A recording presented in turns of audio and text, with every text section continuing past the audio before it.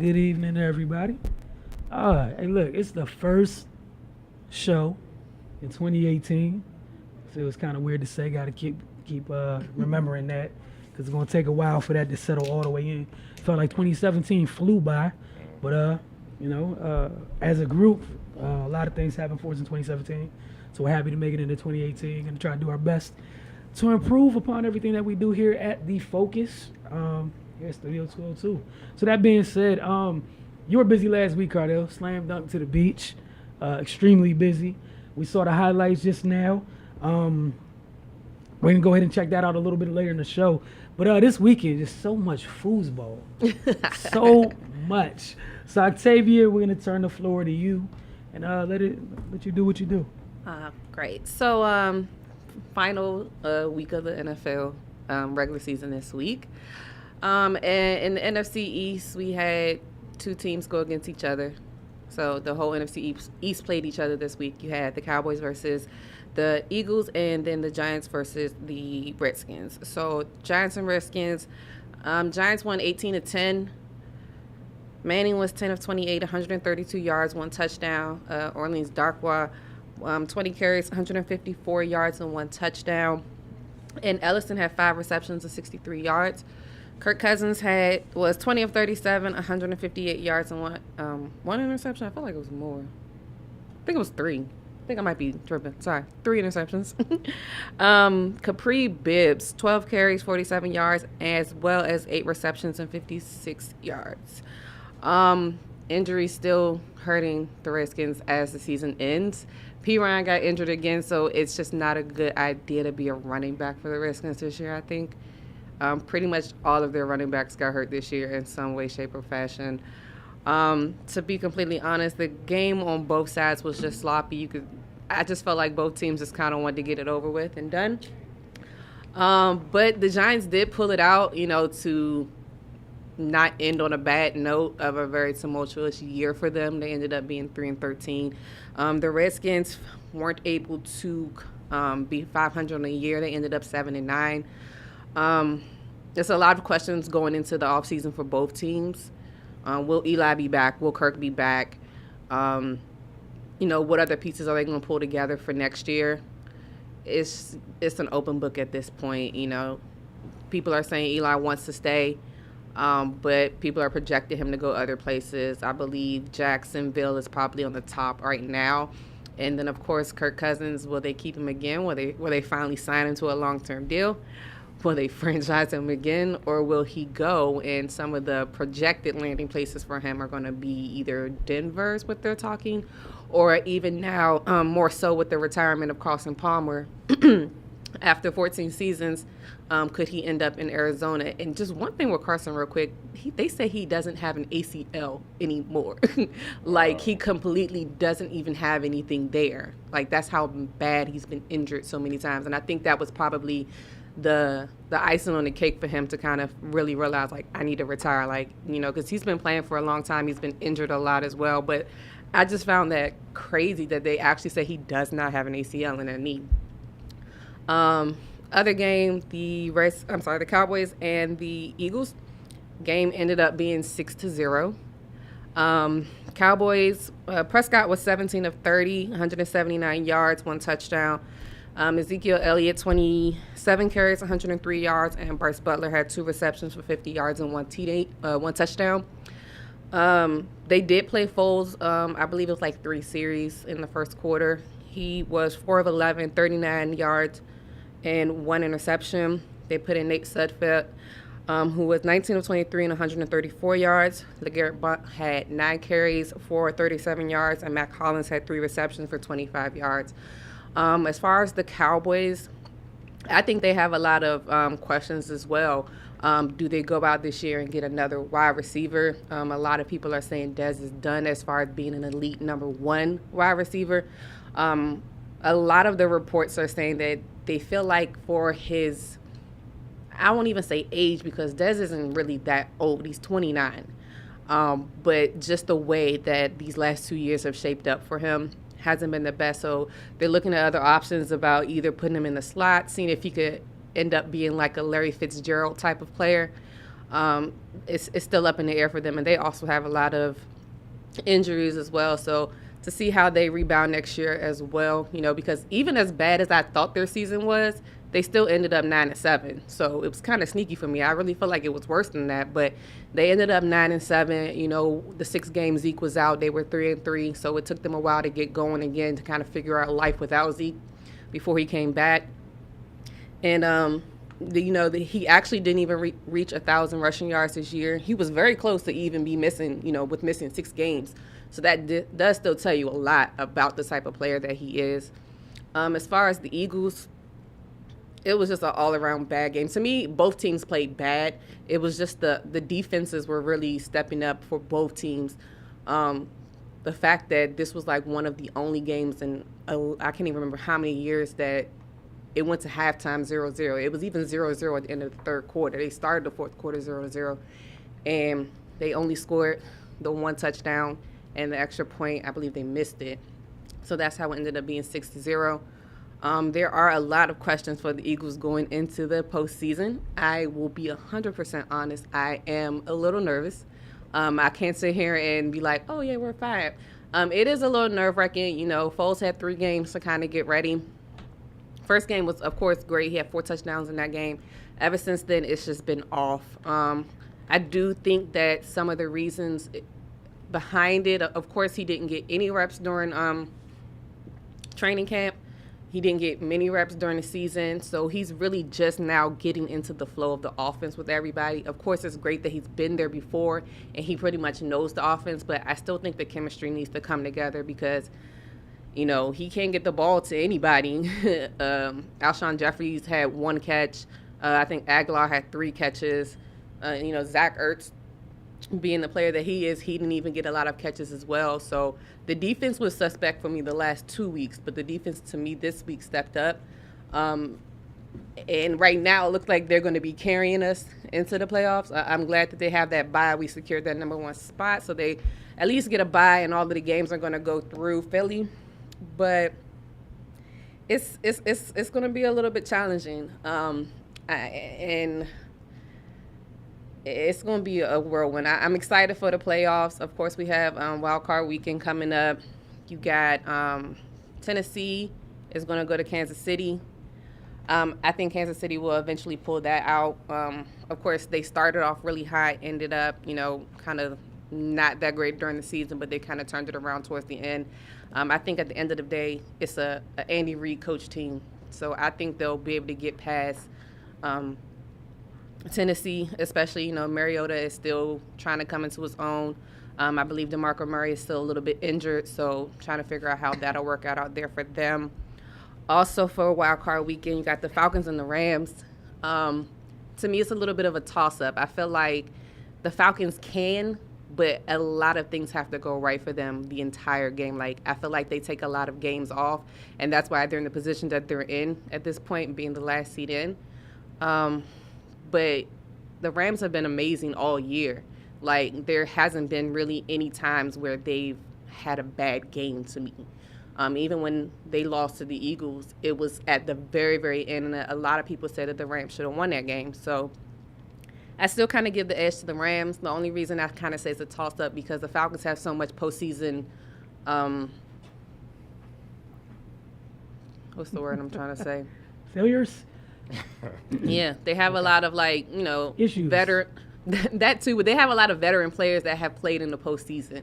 Although, and I feel like they do have something to prove, after what happened last year in the Super Bowl. But, you know how that goes. You also have the Bills and the Jaguars, who the Bills got in by the skin of their teeth, thanks to Andy Dalton out there when everybody thought the Ravens had it sold up.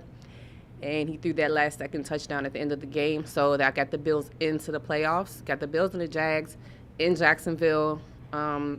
Shady's hurt. They say even if he does play, which he probably will just because it is the playoffs, he's not going to be 100%, and that's their bread and butter to me. So I feel like if he's not 100%, it's not going to work well for them. Jacksonville has a lot to prove. Blake Bortles has been above average this year. And, of course, their defense is amazing. So, I just feel like Jacksonville is going to be too much for them. And then you have the Panthers and the Saints. That's going to be a good game. I still think the Saints are going to pull it out, in my opinion. I feel like it's going to be a tough one, though. But they're playing in New Orleans, and I feel like with those two teams this year, it's really been like who's the home team and who's been playing well. And, I mean, you can't stop Ingram and Kamara. Like, it's ridiculous. They are crazy in the backfield. And then you throw on top of that, you still got Drew Brees with a lot of postseason reps and being able to be that veteran out there, too, for them. And Lattimore as well in their defense. I feel like the Saints are going to pull that out as well. So that makes a good lineup for the wild card weekend coming up, and then going forward from there, see what happens. Looking forward to it, man. I'm just ready. Look, personally, happy to play all series. We can get through this, get to the Super Bowl, get to the part of the year I care about. I said personally. Look, I'm not. We tell the truth here, okay? So I will be paying attention because I need to, and I need to be objective. But from a personal standpoint, I'm ready to watch this 160 million be spent. So all of it, just bit. Throw it at them. Hey, look, this man, cash everywhere. So that being said, Octavia, thank you so much for the first, your first segment of 2018. Thank you very much. I look forward to next week where we talk about the wild card stuff. We're gonna talk about some of those college games last night because it was funny. And draft Twitter, man, y'all are hilarious. You make me laugh every year. Thank you so much, and please don't stop what you're doing because without you guys, I would not have any entertainment during bowl games. That's the best part of bowl games. You guys are everything. You're watching The Focus. We're going to take a quick break. When we get back, slam dunk to the beach. Cardell's going to break down, the people who made his list, both on the local and national level. Again, you are watching The Focus.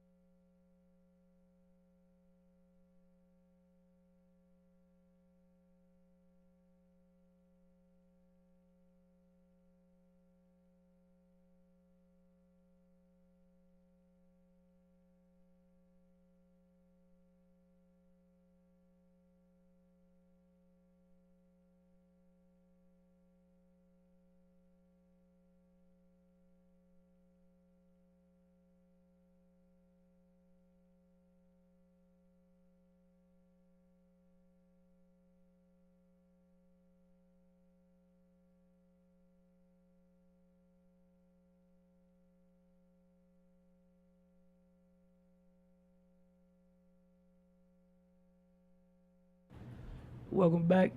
Thank you all for tuning in. We truly appreciate it. That being said, Cardell Slam Dunk to the Beach was last week one of the best events in the country around these parts of times. What was the 2017 edition like? Oh, it was real live. I like the fact that they kind of went to a younger crop this year nationally. Not the usual. I mean, it was some usual names with bigger programs and stuff, but with this, they kind of had a couple schools that had some young up-and-coming top elite prospects that's highly ranked, come through. And it was from all over the country this time. It was from California, Florida. Florida brought a team named Dill I never even heard of. But their whole mob is like Division I football players. And they gave, I'm going to get to it, they gave West Ham. I'm laughing because I saw him tweet something about a mob of football players giving basketball players work. I don't know what I was doing. I was just like. Look, they gave West Ham a run for their money. West Ham has the Duke. Cameron Reddish, right? Cameron Reddish, third in the country, and Forrester. Okay. Who's going to Indiana, 6'9" forward, and he's ranked like top 20. They was going at it, and they had one. I'm gonna get to him, but they had a 6'1" guard who signed to Kentucky for football, and he had like 25 on him. Dang. They just scrappy. They played like a football team. They was real scrappy and everything, and they wouldn't let them do all that. But eventually, they, Cam and them figured them out, and then the basketball, they was throwing lobs on them and playing. Eventually. So, but at first, we was like for the first 3 quarters, we was like, what's going on? Like, and then they just woke up. They like, stop playing, and they got to work. But I'm gonna deal with the local guys first, the local players, and then I'm gonna get to the national. On the local scene from St. John's, Jalen Abbott. I talked about him before when I was at the Good Counsel game. He's the X factor, man. He don't get as much hype as you would see like Trey Wood and Casey Morzell. But he's the glue, man, because he's steady. He's always consistent. Junior forward, 6'6", daily mid-range, can shoot it from the outside, just knows how to play basketball. And he finds the spots and makes you pay. He had 12 points and 6 rebounds in the win over John Carroll. Sadiq Bey, talked about him before, NC State signee out of Sidwell Friends, senior, 6'7". He kind of struggled. He went up against Vermont. And for people that don't know about Vermont, they got the 6th ranked player in the country going to Vanderbilt, Seaman Solis shit too. I'm gonna talk about him a little bit later, and he's pretty much bold outlaw with skill. So it was a little bit, he was off and it showed. But despite him being off shooting wise, he's 5 for 20 from the field. He still finished with a double-double, 12 points and 12 rebounds. That just tells you about his potential. Once he get to NC State and they fine-tune his jumper, he gets more physically adapted, he'll be fine. Cameron Brown, Eleanor Roosevelt, yes, public school, for Octavia. Yeah, there you go. Junior 6'5" guard, I like him. I heard of him before this. That team is kind of surrounded by Jaden Faulkner and other players, but he showed me something against Bishop Laughlin. That's the alma mater of Mark Jackson. You know what I'm saying? So they've been a known powerhouse out in the New York area for a long time. They got 2 twins that are highly coveted, the Champagne twins. I'm not making that name up. He might throw you off, but the Champagne twins. Yeah, but he had 18 points, 6 rebounds, and 4 steals in the win over. So that's a guy you need to keep an eye on. Miles Dredd out in Gonzaga, and he pretty much represents what staying with it is. For years he was kind of on the back burner, just being a role player, defender, come in because he played hard and whatnot, and now he's just rounded his game into being a guard now. And he signed to Penn State, senior 6'5" forward. He had 12 points, 4 rebounds, 4 steals. But what impressed me was his defense. They played Harvard Westlake out of California, who got basically 3 high majors. And one is ranked 15 in the country in the sophomore class, and he took turns locking them all up. Making them shoot bad. One dude he held scoreless. So that's his bread and butter defense. But his offense is starting to catch up, and I think you're gonna see it come together in college. At Penn State. I just mentioned Jaden Faulkner out of Eleanor Roosevelt, senior guard, 6'4". He finished with 17 points, 5 assists, 4 rebounds, with 4 steals in the win over Bishop Laughlin. Just a guy that knows how to play basketball. He's actually a dual sport threat. He's got offers in football and basketball, so he's just trying to make a decision on where he might go, or if they'll let him rock both out. I guess he'll go there. He's an athlete. He got off. When they was kind of struggling, he made some defensive plays, got a couple dunks, and they was off and running after that. I was impressed with both his poise on both ends and, making the heady plays on defense. Jason Gibson out of the Sidwell Friends, junior point guard, 17 points. He don't play outside himself. He's a small guard, so he relies on his smarts and IQ to get to his spots and knock down jumpers to make you pay, and he's capable of passing. He had 17 points in that loss to Vermont. So he was the one bright spot against that Samoa Shit-2 team that kind of, got the best of him early. And, he was steady, and that shows you about his potential, especially being a junior. Bryce Golden, prototypical power forward, man, out of St. James. He's a senior, 6'9" forward, signed to Pittsburgh. They played Immaculate Conception, who has their own star guard, Jalen Carey, who's going to Syracuse. I'll talk about him later on the national side. He posted 19 points at 8 of 13 shooting with 6 rebounds. Think about Mitch McGarry, but can shoot, But Mitch McGarry is a little bit more athletic, but he's athletic enough to play above the rim if you sleep on him. That's what you got in Bryce Golden. I mean, he was so high. He was hitting one dribble pull-ups from 30 feet, in the game. At power forward, yeah. Once he knew he had it going, he was going to work. And he knows what he is, which makes you more dangerous, I feel, sometimes when you trying to explore and do all this stuff, But for him, he knows what he is, and I just expect him to get to Pittsburgh, once they get him on the nutrition, and weight room plan and all that, the regimen, his body to get, more trimmed up to play even more basketball, and then get more athletic to match his skill set and IQ and toughness. Yeah, he could be a problem, man. Like, I just see Mitch McGarry when he went off his freshman year in Michigan. Another guy we all talked about from DMV League 80 where he blew up, Yavius Gutakin out of John Carroll. They had a big matchup against St. John, 6'7" junior wing. He finished with 18 points and 11 rebounds, man. He had it when his jumper's on, he's pretty much impossible to guard, but he's a streaky shooter. Everybody know about his athleticism and driving, so they play him for, but when his jumper's on, there's nothing you can really do.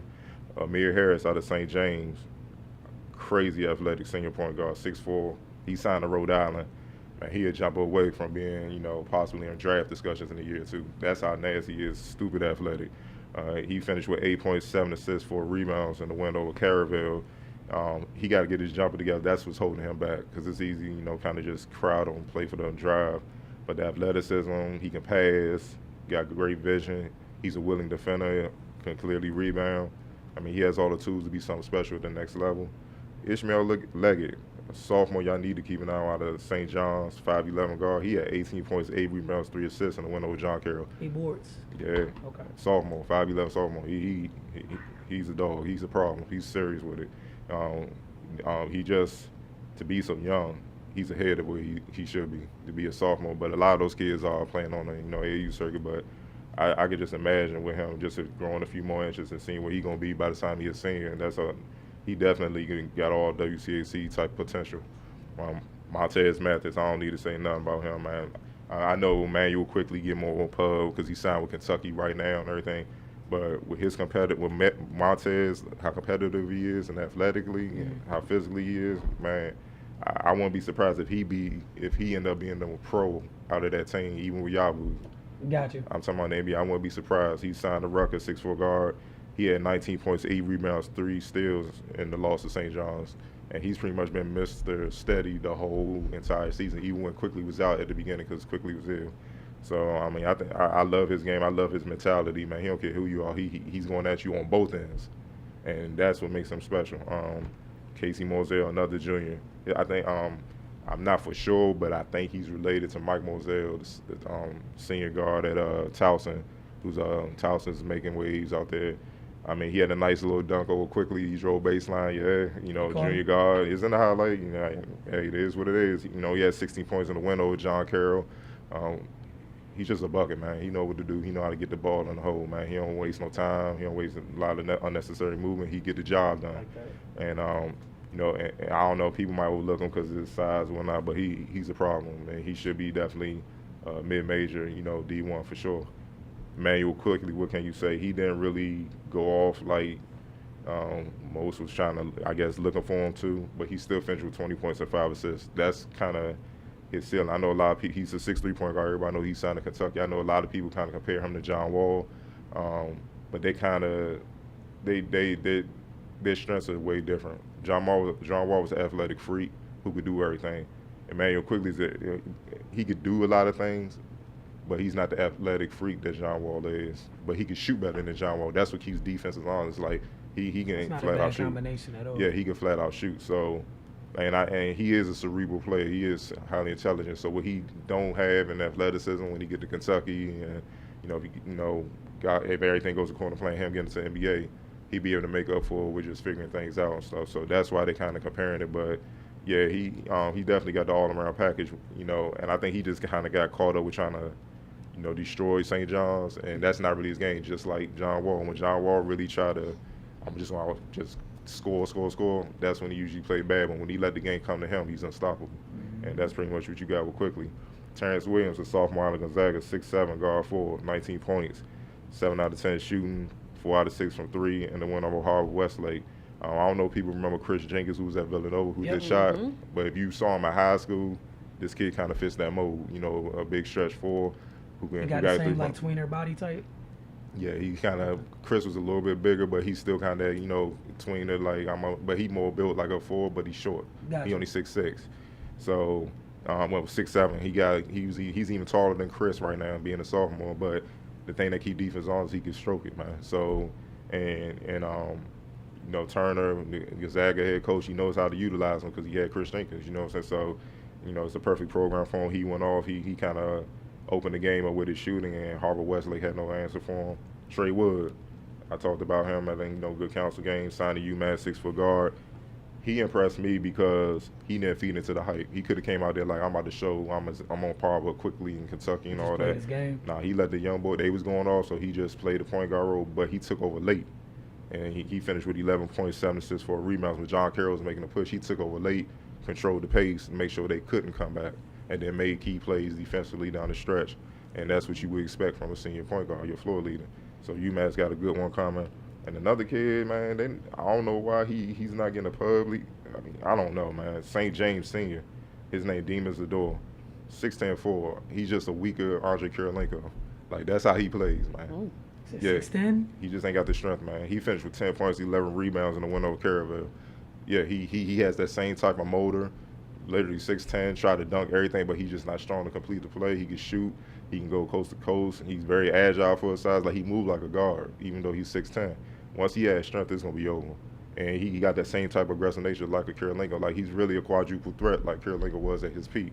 And I heard that name in a while. Hey, AK-47. Man. talk to a basketball guy here, man. It is what it is, man. So I'm just saying, like, that's his potential, man. And I don't know why college. Maybe they will soon, but he definitely impressed me because he was consistent in the tournament. So that's it for my local for right now. All right. So you guys, that was the local crop of players that made Cardell's list. We're going to take a quick break. When we get back, we got the national crop of players. Then we got our Wizards segment. And we can't start this year off any other way without finishing the show with rapid fire. So you're watching TheFocus TV, and we will be right back.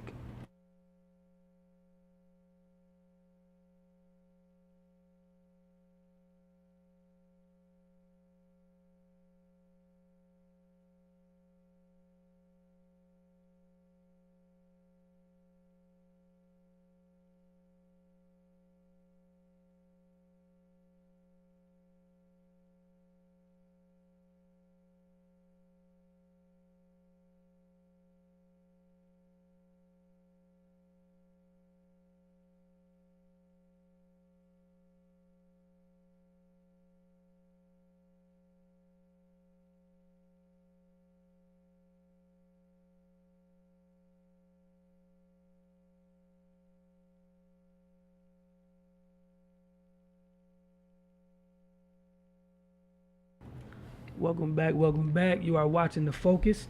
You missed a lot so far if you're just tuning in, but there's several ways for you to catch up. But if you just did tune in, thank you, and enjoy the rest of the show. Cardell, you shared the first part of your list from the outstanding performers that made your list for the slam dunk to the beach. So we had the local group, Right, the national crop. Let's go. All right. For the national crop, we had Tyler Bertram, point guard out of Vermont. Well, he plays point, but they kind of switched with another backcourt mate who I will be talking about soon. 6'2" guard. He had 12 points over Silver Friends, but it was his efficiency. He shot 4 or 5 from the field, all 3-pointers. That's what he does. He keeps the defense honest with everybody focusing on Shitu. Mm-hmm. You know, he's the sniper that kind of keeps you honest, where you got to give him some space so Shitu can go to work. You know, he's a junior. Jalen Carey, kid going to Syracuse, 6'3" guard, senior guard. He plays for Immaculate Conception out of New Jersey. He gave St. James 33 points on 8 of 16 shooting from the field, 5 of 8 from 3. When I tell you he's a bucket man. I mean, a pro scorer. I mean, he coming off screens, one dribble, you on him and contesting. Huh? How old is he? What do you mean? He's a senior. I don't quite know how old he is because I kids just- love to reclassify these days. So, you know, I'm just But he's saying. a senior. All right, cool. All right, but you know, I leave it at that. But he's a bucket, man. And Syracuse got one because he fills it up and he's consistent and it don't hit wrong. Like, that's how pure he is, man. I had to give props where it's due, man. He can get it done. Justin Champagne, I just told you about on the Bishop Laughlin. He's a junior, 6'7", guard, forward. And against Eleanor Roosevelt, he finished with 15 points and 10 rebounds. He has a twin brother. His twin brother is more skilled but not as athletic and physically gifted.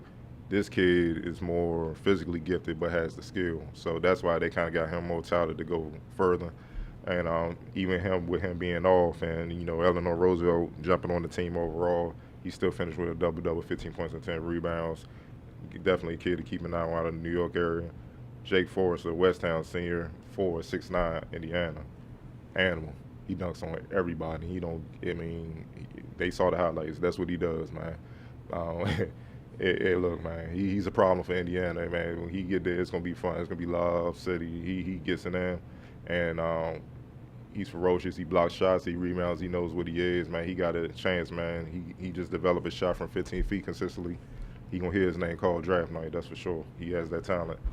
Jalen Gaffney, another kid out of West Town. Yeah, they bring some guys, man. And just remember, all these kids I'm talking about on West Town, Gaffney, Forrester, Reddish, last year they was there with Bomber. So that's why it was ugly, you know what I'm saying? Who may be possible number 1 pick. Hold on. How do you put? Go ahead. Just go ahead. That's not even fair. Hey, that's light, baby. When that, hey, you I'm want out to be here elite. protecting the rim for like 15 feet away at Texas. Hey, man, that's just how I go, man. But Jalen Gaffney, another kid, West Town junior guard, 6'3", uber athletic, Monte Ellis symptoms, so he's a bucket, athletic. Cameron Reddish, everybody focus on him because he's 6'8", running the point. He throwing a lob from 3/4 of the court, and this kid going up and getting it, dunking it. So, he's definitely a problem. Jameer Garnett. Now, you normally don't really pay attention to kids out of Delaware too much. You always got exceptions like Dante DaVincio and Villanova, who's doing work. Trayvon Duval, a lot of people don't know he's from Delaware, and, from the point guard for Duke. This is another undersized power forward that really impressed. Against Roselle Catholic front line with Nazarene Reed, who's 6'11", signed at LSU. They got a footer there. And then they got another 6'9" kid. He finished with 19 points and 12 rebounds. He's definitely a sleeper that I hit up a lot of colleges like, y'all need to check him out. I'm not going to say too much, but I'm just going to say what he did against Roselle Catholic. Now, if he could do that, being on the biggest kid on his team, now, it's something there. And I love his confidence. He got that Gary Payton in him, man. You know what I'm saying? Like, he was going to work and talking trash to him. Like, he was telling him, like, y'all can't guard me, man. I don't care who y'all are, man. Y'all can't. I love that about him. So he's not the typical, Delaware whatever, man. He can hoop. So people need to take notice. Juwan Garrett, the great collegians, junior 6'6" guard, crazy athletic wing. And the thing I love from last year, he's improved. He got a jumper now. He gave Roselle Catholic 37 points and 14 rebounds. Yeah, they lost, but they couldn't do nothing with him. So he's a high major kid. He got all the tools to go as far as he need to go. Truman Gettings from Harvard Westlake, a freshman, 6'7" guard. He's one of the kids I was talking about Miles Dre kind of got into, but you expect that from seeing held him scoreless. But he has immense potential out there to be 6'7" guard. He's skilled. He can shoot. He can play all 3 positions on the perimeter. Once he just get a little bit more experience, get the strength, the sky's the limit for him. Mason Hooks, another Harvard Westlake kid, sophomore. He's a 6'10" forward. He gave Bishop McNamara 21 points and 13 rebounds in the win. He destroyed them. They couldn't do nothing with him. It was bad. He really could have did more if they just focused in on getting him the ball, but he just played within the offense, and that's what he finished with. Honestly, he got a Kevin Love type build. He can't shoot like him yet, but in the post and rebounding wise, he definitely has that type of game. Spencer Hubbard, a small point guard for Harvard Westlake out of California, sophomore, 5'8", but he gave Bishop McNamara hell, man. They couldn't do nothing with him, man. Like he's a miniature Steve Nash. Like that's how he looked. That's tough. I hate to say it, that's how he looked. He used to knocking down threes. He was on break, spinning on them in the lane, doing reverse layups and stuff. They was getting frustrated. I'm like, man, who's this boy? Cold, but he got it done. The best player on that team is Johnny Juzang. Sophomore, 6'7". He's ranked, I think, 15th in the class of 2020 by ESPN. His brother, he got an older brother that played for, I think, Harvard College, Harvard University. Jeremy Lin got something started. So he's pretty special himself, though. But, him being 6'7" and crazy athletic, man, with the skill set he has, I see why he's highly talented like he is, and he definitely got a shot. He would have whatever choice of schools he want to go to.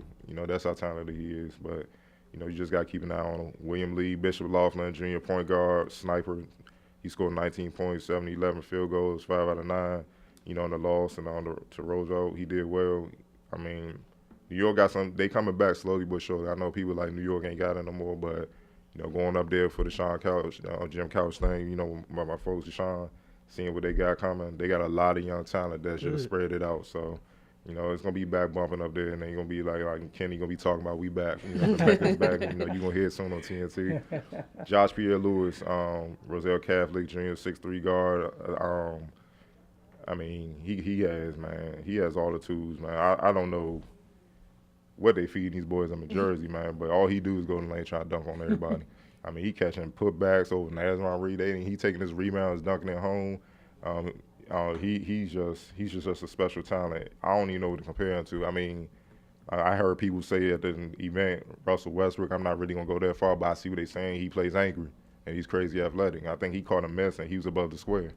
And so I mean, if he fine-tuned everything with his game and stuff like that, maybe he might be a Russell Westbrook clone, but he definitely got the aggression like him. Another kid out of Delaware that played for Smyrna once again, Khalid Matthews, senior guard, 19 points, 4 rebounds, 4 assists. Just think John Barry. You know what I'm saying? Like, he has that type of game, that type of feel. You know, he can shoot it, he can pass it, he can do everything. And, you know, people will all naturally sleep on him because, you know how it is with us, man. You see, you know, being real, you know, see White play, that boy can play.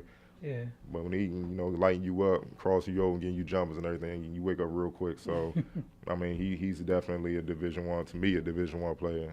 You know what I'm saying? So, you know, we'll see how it ends up for him. He's a senior. The kid, Bryce Oliver from Dillard, 6'1" guard, signed to Kentucky out of football. I like him, man, because even though he's a football player. Kentucky for football. Yeah, that's the one. He gave West Town all they can handle. I think he gave him about 23.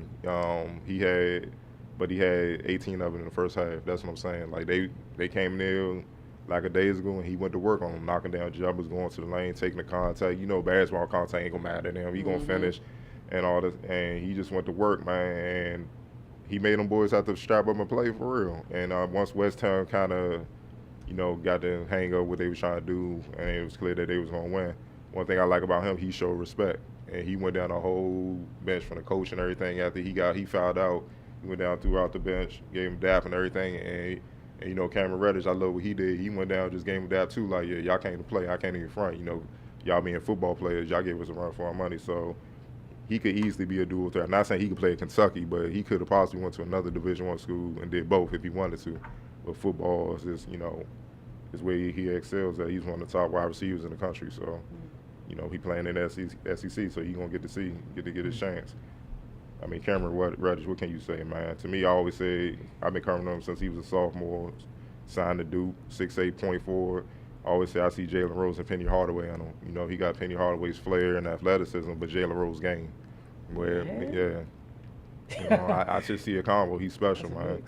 And he literally can play all three. Well, with his size, man, this stretch ball, so he literally can play all 4 positions. So, you know, man, I don't know, man. It depends on who come back from Duke. If they keep a number one of a lot of those players they have now, with those guys coming in next year, it could be Kentucky-ish, you know, as far as just dominating the ACC and going through doing what they do. He's projected to be a lottery pick when he come out. Nazron Reed, 6'11", forward. He signed to LSU. He's special because he's a big, powerful, legit power forward.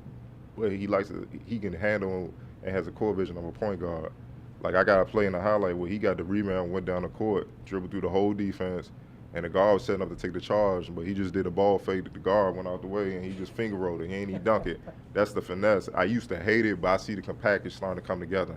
Because I'm like, you that big, dominate. But with him, because when he was younger, it was just all skill. But now that he's starting to bring it all together, you can see how special it can be.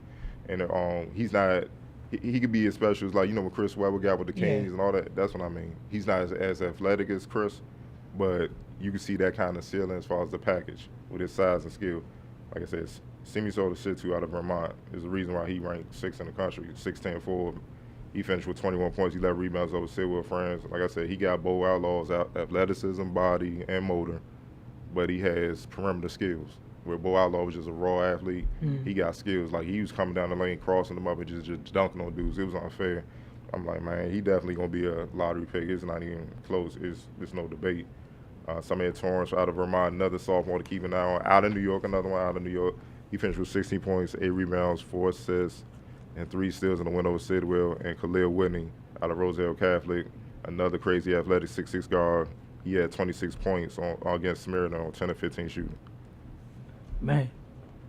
I got to give everybody they do, man. That's how loaded that event is, man. All right. It's one of the best in the country for a reason.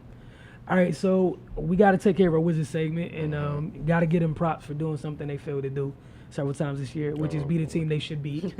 Nah, I mean, we're laughing, but seriously, you got to give them credit. You know, if we can call you out for when you're not doing it, got to give you credit. You know, give you credit for when you're doing it, even though, you know, rallying to beat the Bulls might not seem like the biggest thing in the world. For a team that's trying to create good habits, you got to start somewhere. Right. You have to start somewhere. And for them, during a little bit of a win streak, congratulations to Bradley Beal. First time in his career, he was named the Eastern Conference Player of the Week and that was spanning from December 25th through December 31st. He averaged 26.3 points a game, 6.3 boards, 3.8 assists, and 1.5 steals. He shot 46 from the floor and 38 from three. Again, that was the first of his career, and it played a big role in some of the big wins that Washington had during that span. They knocked off the Celtics, lost to the Hawks. Thrashed the Rockets. Yeah. Like, thrashed the Rockets. And I just want to make sure people truly understand that it wasn't, the Wizards dominated that game. John Wall was beyond impressive. Locked up hard. And look, I ain't going to say Chris Paul because Chris Paul was coming off injury. I knew he would be rusty, but he strapped hard. It needs to be said. He strapped hard. And we're not going to miss words. Again, when they do wrong, we call them out. When they do right, that game wasn't really close. Obviously final score, but it could have been worse than that. Yeah. Just to keep it completely honest, it could have been worse. But it was good to see them, especially against Chicago. They had every reason for a letdown game, trap game for some of you if you want to call it. They avoided it. They could have gave in. Shout Chris Dunn, Lauri Markkanen, those youngins and those kids in Chicago. And again, this is the reason why you shouldn't write young players off very early. Chris Dunn, as John Wall said after the game, ask John Wall about it. Get over to findersmag.com, monosports.com. Find out what he had to say about Chris Dunn. Pretty much, he's been watching the kid for a while. He wasn't surprised in the least bit. It was literally just preparation meets opportunity, and Chris Dunn has seized that moment thus far. Lauri Markkanen is a problem. Chicago has some things to be proud of. Keep in mind, Zach LaVine is yet to play for them this year, so that young core that they're trying to put together there. But for the Wizards, it started on defense. If they didn't get in that game defensively, I want to give John Wall all the credit in the world for that. He willed that team to victory, willed them over the hump. Sometimes you play down to your opponent and you have the moments when you start making a run. And we've seen the Wizards at times, they start making a run, but then the things go to their opponent with. They can't get over the hump. John was everywhere on the defensive end. While he didn't do it in the same way that he did in the game against Houston, he had 4 blocks against the Bulls, altered countless other shots. During a span in the third quarter when Washington made their run, John was everywhere. We saw him giving multiple efforts on several possessions. He didn't have the greatest night shooting, but he made one of the biggest plays when needed down the stretch. And then Brad went nuts in the fourth quarter, scored 15 straight points, had 39, missed a triple-double by a rebound and assist. But more importantly, before you leave the defense, I looked this up. The Wizards actually are ranked first in defending the three in the league, 33%. Now they rank 21st in defending everything else. That's the problem. So, but defending the three is 33%, which in this three-happy league now, I mean, I thought it was worse than that. I'm like, wow. So they're getting out and they're contesting. It's just that when they contest, no one rotates and stop. People dive into the basket and everything. That's why they run people off the line. But I mean, that's the start. You know what I'm saying? And that's what keeps them in games. So if they could just rotate and protect the basketball, they in business. Yep, keeping about being in business. That defense is gonna be tested this week. You got the Knicks tomorrow night, so that's KP, Mike Beasley for the bigs that you're gonna have to deal with. And yes, we're saying Mike Beasley. Yeah, because he balling. Just to make sure that's clear. That wasn't someone misspeaking at all.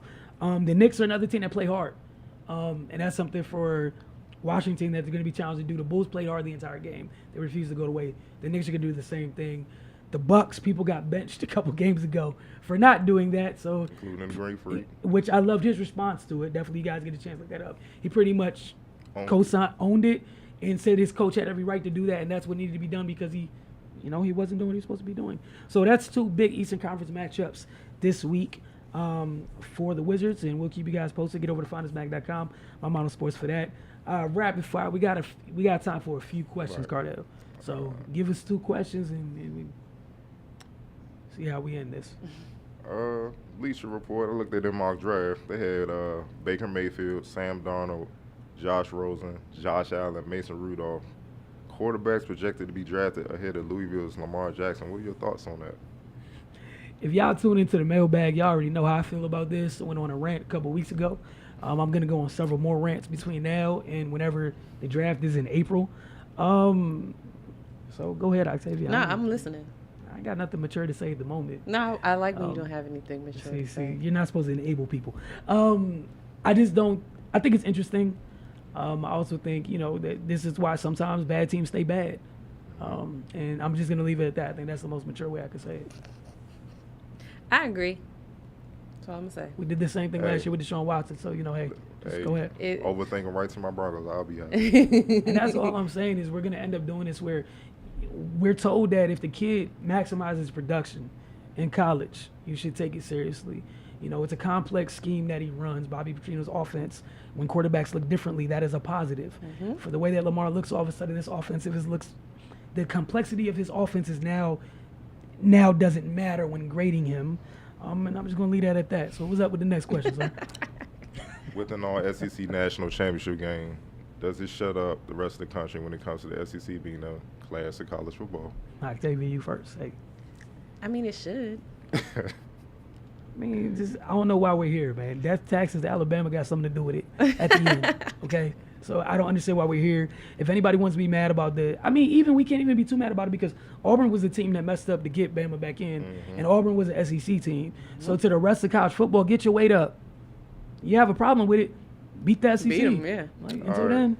Last question. John Gruden is rumored to be the next Raiders head coach. After a 16-year layoff, do you feel he still got it? You still feel like he would do a good job? I do. I just think because, at the same time, some people don't feel like he was a great coach. He just had really good teams. But I think so. I feel like he's a student of the game, and I feel like with everything else that he does and what he's been doing over the years that he hasn't been coaching with his camps and everything like that, I think he has a good ear to the players. The players kind of like listen to him and stuff like that. So I think it'll translate well. I think he'll still have it, and then I'm pretty sure if he gets a stake in the team, he'll be even happier. I think you got to look back to what it was before. They struggled to find a quarterback. He had Brad Johnson, whatever. You're walking into Derek Carr. This is a better situation possibly than the one you left the last time you were coaching.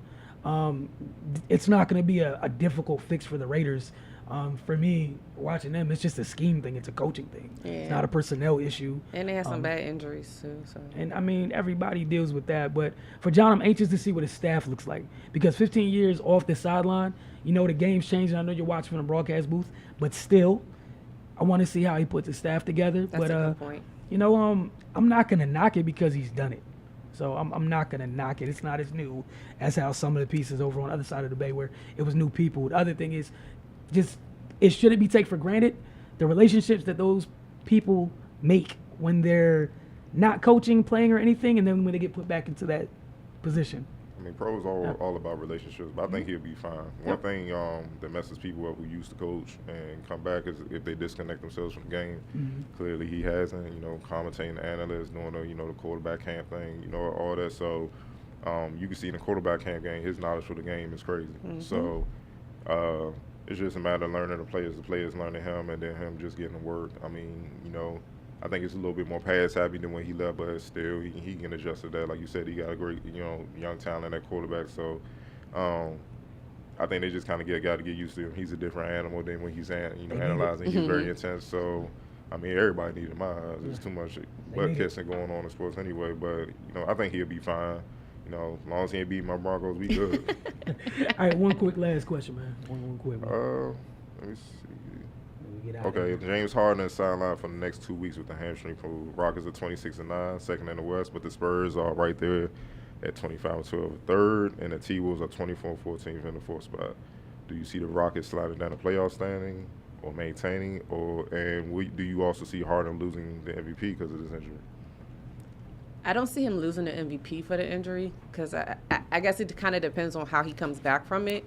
I do think that they'll slide though, because he's so much of a focus of their offense. I think it's not the same as when Chris Paul was out all those games as to how it will translate with him being out all those games, of how much of a focal point he is and how easily he scores and how much of it that he does. Although the rest of the team shoots very, very well in threes, and that's usually what they do to get most of their points, I think they slide a little bit. But I think if he comes back from the injury, it's not bothering him, it's not lingering, anything like that, I don't think it's an issue for them to go back up. I think he's going to slide in MVP standings. The Rockets are probably going to slide in the actual standings, and it's going to be hard for them to make up for that production that he gives them. I know you can kind of in terms of have some, you can ask Eric Gordon to do a little bit more. But if Eric Gordon has to step up, but then who steps up in Eric Gordon's place off the bench? So, that's a really big hole to miss a piece like that. So it'd be similar, kind of like, how KD missing games last year kind of ruined MVP chances. I think it'd be similar. I mean, I think they'll slide, but for them, they can't afford to slide too far. Mm-hmm. They lose about 3 or 4 games. In trouble. They in the 4th or 5th spot, and then with that, you facing either Minnesota, Oklahoma, or if you fall to 6 or 7, you facing San Antonio. You fall even further, you facing Golden State, and you don't want those problems in the first round. Right now, they're slated to face Denver, so they can get them up out of there. You know what I'm saying? So, I mean, get well soon, though, because 2 weeks is a long time in NBA. Yeah, because many games as they play, like especially in the West. like how many Even more in the games does West. that even equate to for them? That's probably a lot in who they play. And they was on the slide with him before he got hurt. So I mean, Exactly, because they was on like a 2 or 3 game losing streak. that was like 5. They was going through it for a little while. But we're gonna see you guys next week. Thank you so much for tuning in. We're happy that you guys were hanging with us for this first show in 2018. Get over to findersmag.com and mymonosports.com for more coverage from us here at TheFocus TV.